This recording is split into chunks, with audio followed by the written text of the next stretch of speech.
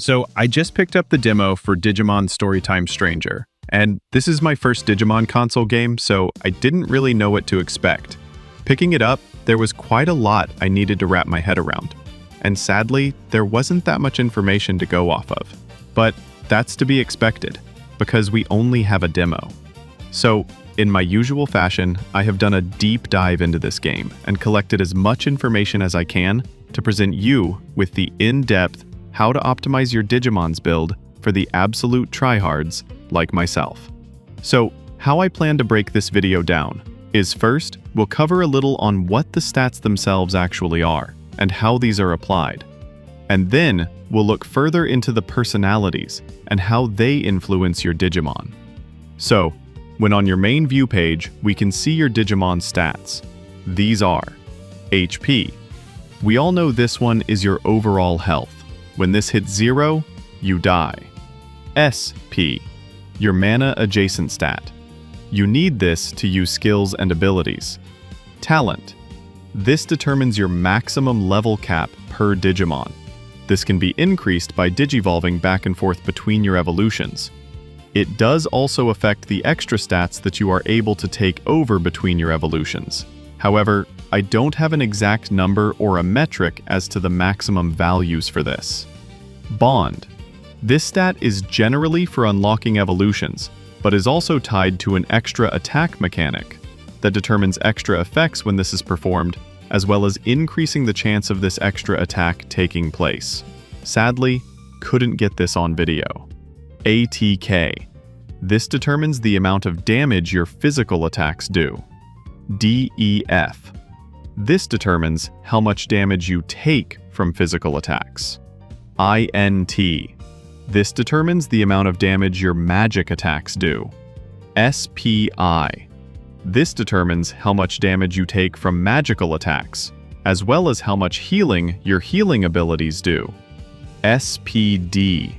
This determines attack order, excluding abilities that give priority.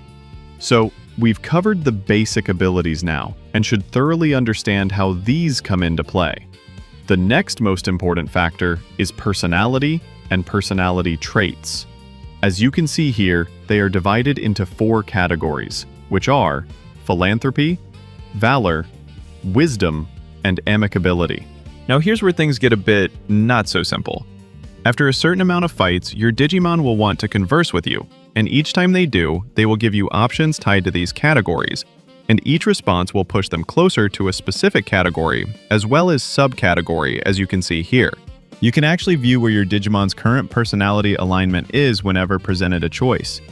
This will show up as a little plus icon, and you can work out from there roughly how you need to respond to move into the adjacent main or subcategory. For me, it seems every 4 to 6 battles I get these options, but each instance will give you random chances to move into different categories. And if you don't want to go into a specific category, you can select the neutral response. Now for this, as you can also see on the bottom side of the menu, you actually affects your stat growth and distribution for your Digimon as they level up. You can think of these as EVs and IVs for Pokemon, where you want to have the most optimal stats possible by aiming for the best growth route. You can see which subcategory is tied to the route by the number associated with it. So, for example, for more ATK and DEF growth, you want to go with number 8, which would be the daring personality. However, this doesn't quite stop here. Similarly to Pokemon, Digimon also have a passive ability tied to their personalities, which I will put up on the screen here. Sadly, I couldn't find who made this, so if you know who, or it was yourself, please leave it in the comments below so I can shout you out for all of your hard work. And that goes without saying for all the people who came together and got all this information that I'm able to use to put together this video. Now, the thing about this passive ability is that it's not so straightforward. See, to actually get the passive you want, you will have to tailor their personality to the specific category and subcategory to get that. But in every category/subcategory, you have a 1 in 4 chance of getting the specific that you want, as there are 2 general category passives. For this example, we'll use Wisdom. This means no matter where you roll, you'll have the chance to get Secret Sage Art, Magical Wisdom, or any of the 2 passive abilities in the subcategory you're currently occupying. This means that you'll need to switch your personality on and off that specific subcategory until you get the passive that you want. But fear not. Once you do have it, you can change to any other category and subcategory and have the option to keep that passive instead of learning a new one. This means that you should probably aim for getting the passive that you want first, and then aiming for the specific personality trait boost for your leveling. I'll put a more simplistic view of this for you on the screen so that you can pause the video and see. And then afterwards, have a look to see what they do specifically.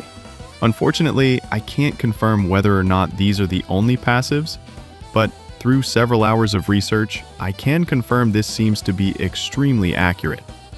I will leave in the comments some clarifications for some of these passives, as I'm not entirely sure they accurately explain what they do, but again, it will be somewhat speculative. So, to give you an example of a build, let's take a Vmon, which, as we know, is a general physical attacker type Digimon. I would suggest in this instance, you would aim to have your Vmon get the passive Fast Break or Haymaker.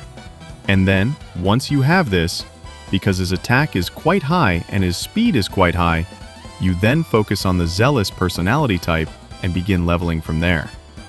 Unfortunately, my inexperience with these games shows a bit here, as I'm not sure when it's best to digivolve and degenerate your Digimon to increase their overall stat values.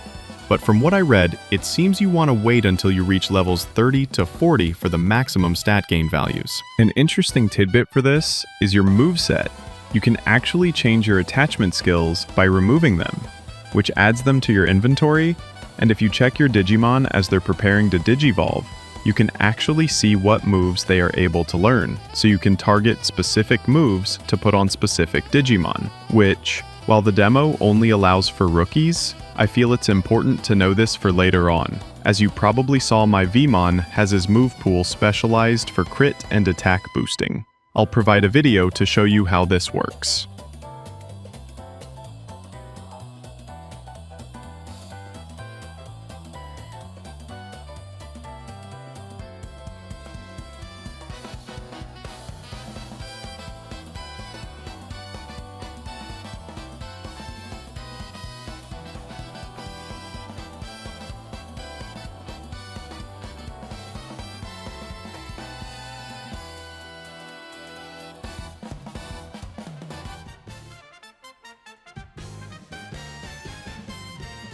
So, I think that just about covers everything we need to know in terms of optimizing your Digimon.